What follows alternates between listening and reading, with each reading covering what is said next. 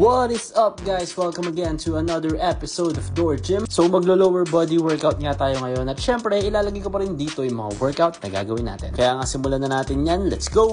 So first workout nga na ginawa natin is nag-squats tayo. So ginawa natin yan for 10 reps and 4 sets. So usually nga yung pinakaunang workout natin is ginagawa natin siyang pang 4 set. And guys, para gising na gising kaagad yung muscle natin sa lower body natin. So next workout nga natin is magla-lunges tayo, kaya nga nagpalit na tayo ng mga dumbbells dito. At ginawa naman natin yan for 10 reps and 3 sets. Syempre, para nga yan sa magkabilang legs natin. So solid na solid yung workout yan para sa quad, sa hamstring at sa glutes na din natin. Kaya magandang nagla-lunges din tayo lagi. Next workout naman, syempre nagsama na din tayo ng abs workout dahil nga yun ang focus natin for this week. And dahil lower body tayo, kaya hanging leg raise ang ginawa natin. So ginawa nga natin yan for 20 reps and 3 sets.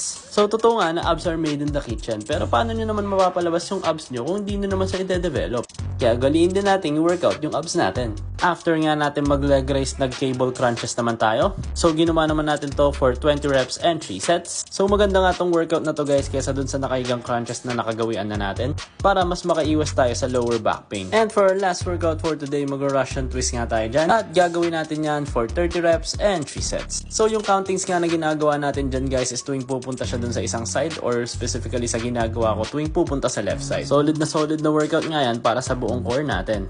And dyan na nga yung mga workout natin for today. And syempre kung kailangan nyo pa rin ng mga gym equipments para sa mga home gym nyo, check nyo lang yung TikTok shop ko or yung yellow basket dito sa video na to. Follow for more. Bye-bye!